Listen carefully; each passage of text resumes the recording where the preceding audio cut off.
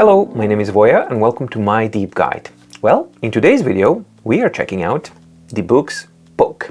So this is the Poke 5, the last or the latest iteration of Boox's dedicated 6-inch, most portable of them all, e-readers on the market.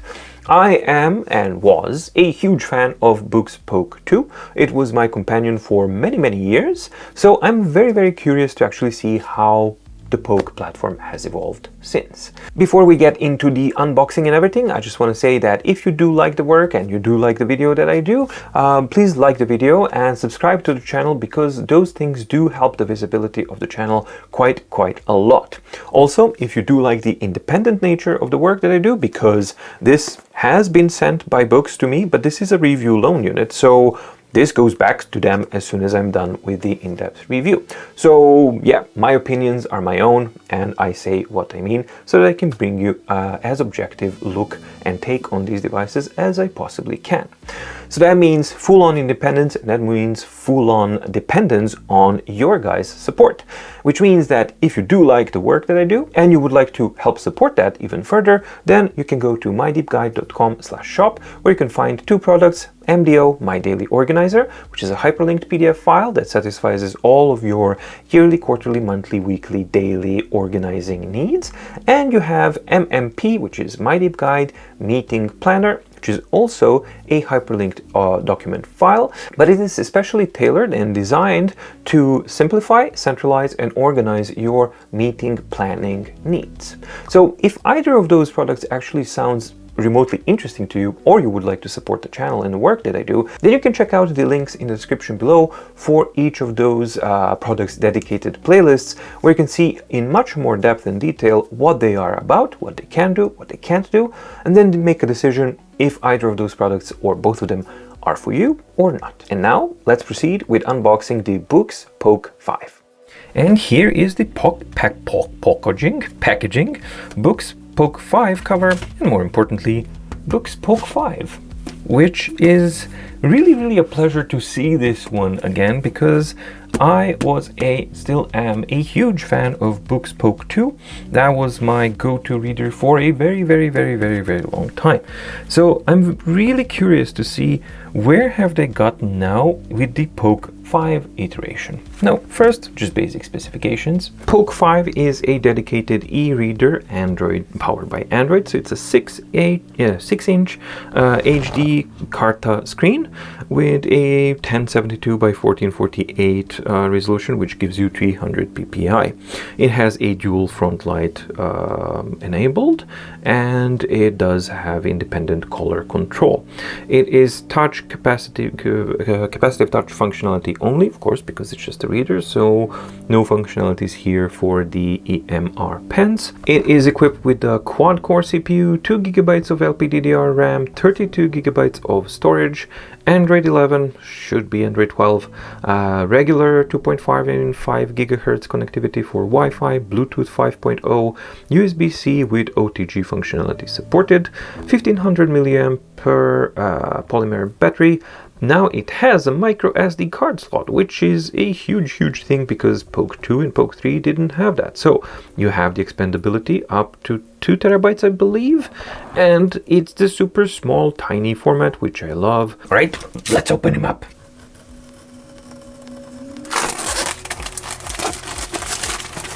So you open it up down here. All right, open it up. Here's the device. Get it out that way. So supporting documentation, micro SD card slot, USB-C, and yeah, that's your entire packaging. Let's take the device out of its protective pouch and see what have they done to the Poke 5 over the years. Is it better? Not better? Prettier? Not prettier? Because for me, Poke 2 was the most beautiful one of them all. Oh, it's so boring. There's no different color down there. Oh. Okay, fine. But why does it have to be so boring? It's just, it's the familiar format of the Poke, which means flush screen, no buttons, really good build quality, very nice, ergonomics of the device. It's very nice and small and easy to kind of hold in one hand, and it's super portable. It's a standard kind of set. Nothing really has changed. On the top you have your power button, nothing on either of the sides, and on the bottom you have the USB-C communications port with the micro SD card slot added here. So as far as I understand, I don't know if this is a reset or a microphone, but I think this is a reset button, because I don't think Poke 2 is audio capable in the sense that it has speakers or a microphone. But then again, maybe that's a mic. I'll have to double check. But it does have audio capabilities in a way that it has Bluetooth, so you can hook up Bluetooth audio devices to it. So overall, it's a nice bland little e-reader. I am not disappointed by the build quality. It looks great and it feels very nice and adequate, like what you would expect from something like this. The screen reflectivity is pretty much the same like we've seen on the page as well, so not the best, but certainly something that you can kind of live with. What I'm disappointed is that it's bland and boring. Page, at the very least, had, that kind of printing on the back. This, Poke 2 had a very nice light gray bottom here, kind of creating this very cool looking outline of a device. Then they darkened it up a little bit for Poke 3, which wasn't really as nice because they lost the contrast, and now at Poke 5 we are completely just black and super bland and boring. And all right, so before I power it up, let's check out the cover and see if there has been some improvements or regressions as far as the cover goes. But this is, come on, please open up. All right, finally. Okay, let's see the cover. Has it changed over the years? Do we have a magnetic functionality, which would be nice? No sticky pouches or things like that. Let's see. So we got magnetic. It's the same type of a magnetic here, and I guess it flips around to hold the device with a magnet, and then just pop it in. Nope, that's the cover telling you. No, I am the front because I have books. You need to put me down here. Then I shall not resist. See? So you can just kind of throw the device in. This is cool. Let's do it. Like let's kind of measure and see how many times out of 10 will it slot into the right position. So attempt number 1, success. 2, 3. Let's do bigger distance. Oh, okay. No, that's not fair. I didn't throw it nicely. 4. No. Well, it actually went back. Okay. Judges will count the 5-1 as success, not a success. But then you can move there. 7. Nope. Failure. Okay, good. I've lost count. Maybe that was 10. Let's do one for... just to be sure. Wow, that was impressive. Wow. Okay, bonus points for the correction thing. So that's actually fun and really cool and impressive to see how good the cover and the magnet alignment is made here. So when you flip it back here, the magnets hold everything in place, and when you want to read it, the magnets hold the cover back in place as well. Very nice thing to actually see this, how it works. And when it's done, it's a very nice kind of a package here, and it truly is a portable e-reader. So palm of my hand, and this is the entire package here. So it looks almost like a larger wallet. So yeah, definitely something that I like quite a bit, how it looks like as a whole package. Right, let's do the first power up, and then I'm gonna be getting to see how the performance is, because it is a quad core and it is only 2 gigabytes of RAM. So we are talking about specifications that the Leaf 2 had. And as we remember, Leaf 2 had performance issues. Then again, this one's forcing less pixels because it is a smaller image quality. So let's see, how does it actually perform in reality? That's the whole point for me, to see how it actually works. So once we do the initial setup, I'll just show you how the responsiveness is of the device. When we're doing the initial setup, just a couple of steps, and then I'm going to load some documentation. And yeah, see, so far this is fairly responsive. I don't have any issues with what we have here. So let's do this next. Let's do 4 hours. Very precise, very good. Like really, even though I'm in a really odd angle when I'm presenting these devices, it's just I'm able to, you know, hit the touch without any problems. Side, nope. As we've, yep. So now it's starting. So onboarding process really quick and easy. Let's do the initial stuff that I always do, which is turn off the navigation ball, turn on mute, and where's the do not disturb? There we go. So mute and do not disturb, they are on. So in these super highlighting condition, I don't need the front light. Let's see the overall kind of moving about. What? Come on. No Google Play out of the box? You need to go through the whole onboarding thing? Why? That's just bleh. Alright, fine. At least I think we still have it. If we go to app management, we should go all the way down. Enable Google Play. Alright, let's do enable Google Play. Alright, so I went through the Google Play enable process, but as usual, you need to wait for a little while until it actually GSF registration passes through and the device becomes registered. So I can't do the app installation, things like that yet. So I'm just going to load up some documents here. And just see how the performance is and how the image quality is.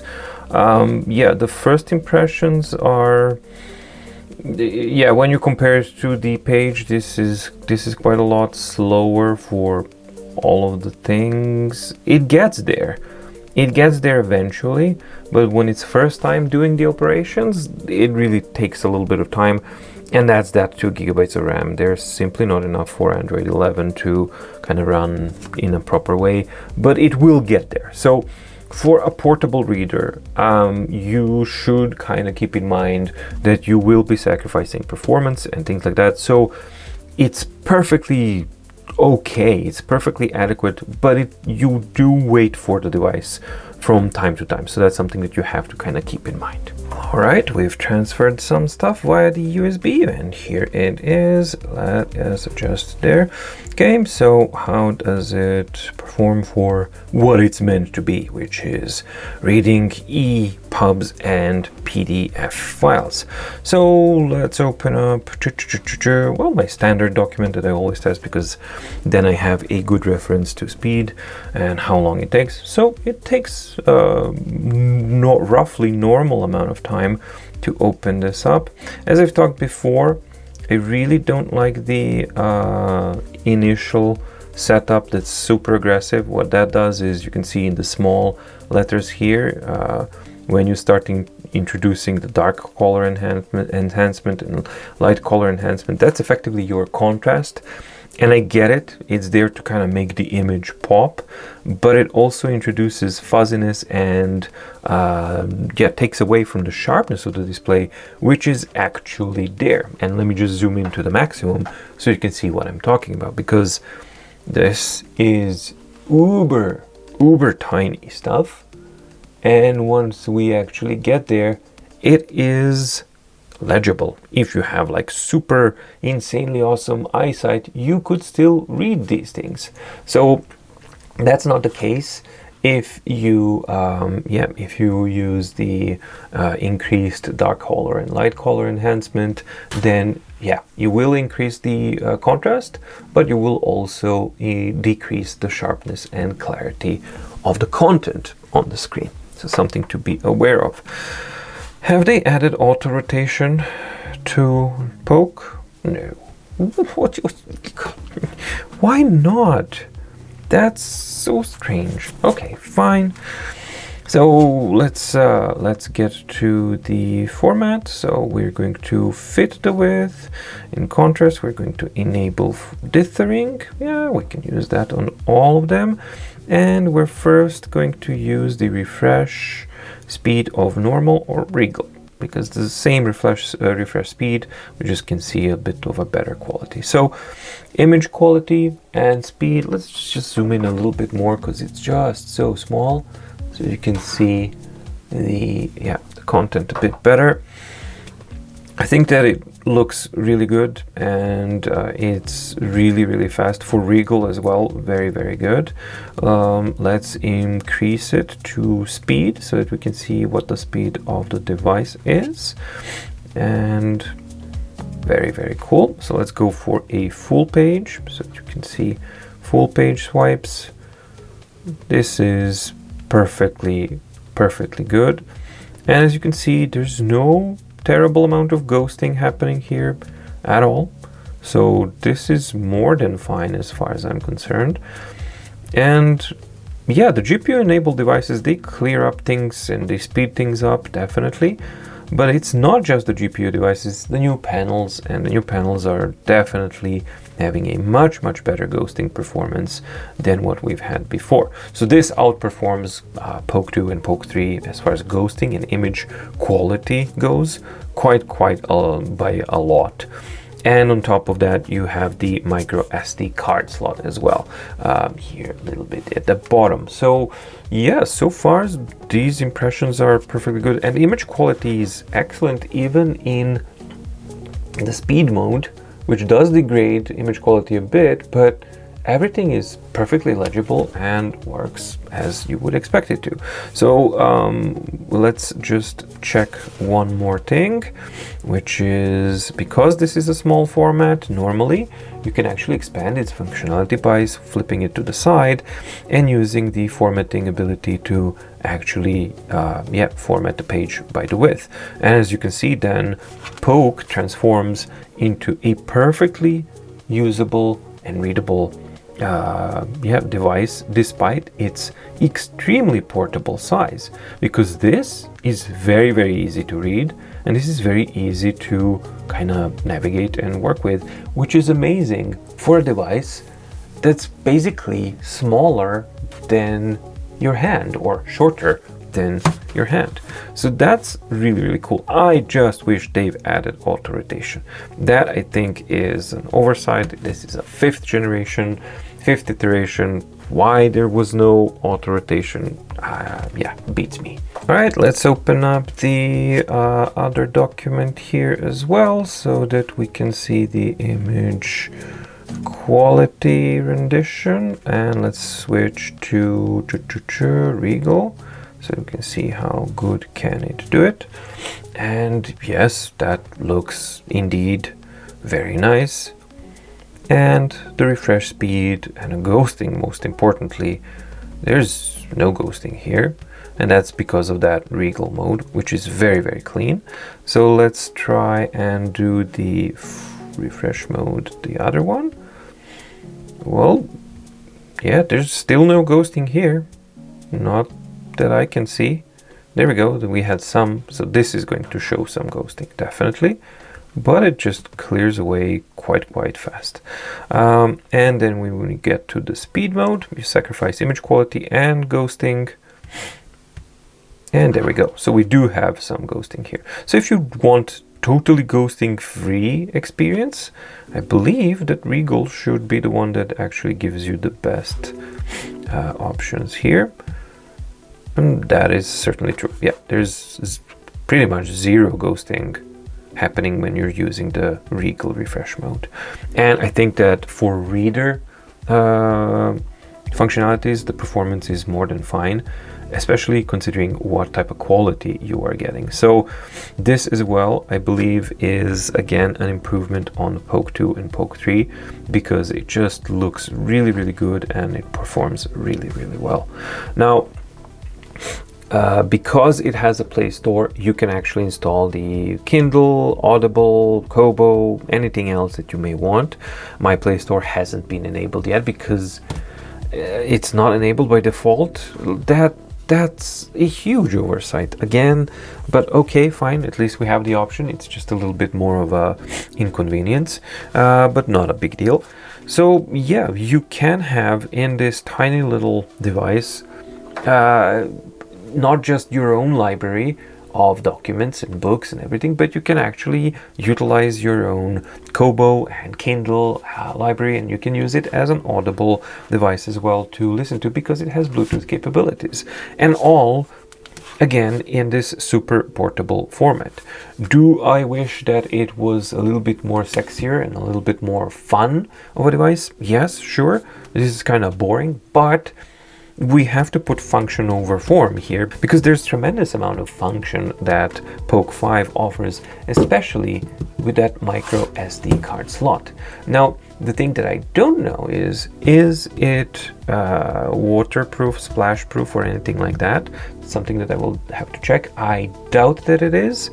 So that is definitely something that you kind of have to keep in mind. But yeah, Poke 5 is definitely a Poke device, 6-inch device, and the first impressions are, although bland and boring looking, it does have quite a bit to offer, and the performance is not bad at all, especially not for a portable 6-inch e-reader.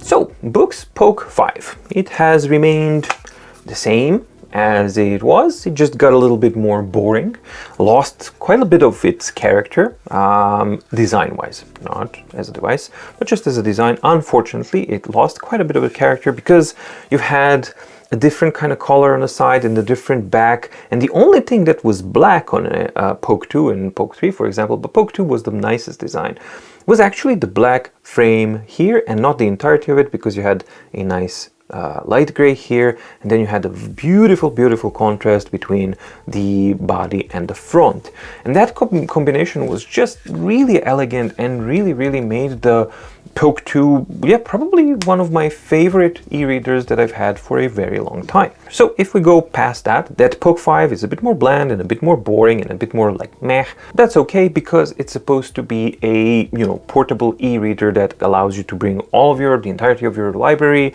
and can give you a Kindle and a Kobo library and Audible and audio support, things like that. And here, Poke 5, the first impressions are, it's really, really good, because it has the inclusion of the micro SD card slot, which means even though it has massive 32 gigabytes of storage already there, you can expand on that, I believe, up to 2 terabytes, which is absolutely massive. So those are all quite good things. What remains to be seen is how does it actually perform, performance-wise. So far it's been okay. It wasn't really fast. It's not as fast as the Boox Page. It's more in line like Leaf 1 and Leaf 2, which makes sense. More or less, this is like the identical set of specifications that the Boox Leaf 2 had, and that one had performance issues. So this one also is exhibiting that, but then again, when you're looking at a much smaller device, some people tend to be a bit more forgiving about that kind of thing. So it remains to be seen how does it actually perform. The image quality is really good, image clarity is excellent, and contrast out of the box is, well, a bit too much overblown, but when you adjust the settings, then it's really, really nice, and then it's like very equal. So those are the things that matter most, and first impressions on Poke 5 regarding the screen readability, image quality, and things like that are really, really good. So we need to see what is the reliability like during the testing period, what is the battery life like, and all of these kinds of things to reach a final decision. And all of those things I will be bringing to you in the in-depth review, upcoming in-depth review of the Boox Poke 5. What can also be really useful is if you would guys join in the discussion in the comments below and comment about your experience with Poke 2, Poke 3, Poke 4. Maybe you already have Poke 5 and you have some comments that you would like to add for other users to be aware of. And also, what are the things that you are interested in so that I can maybe address some of them in the upcoming in-depth review of this device. I hope that you liked the video. If you did, like, subscribe, ding the notification bell, all of the regular stuff. And thank you so much for watching. Stay safe, stay healthy, and see you in the next video. Bye.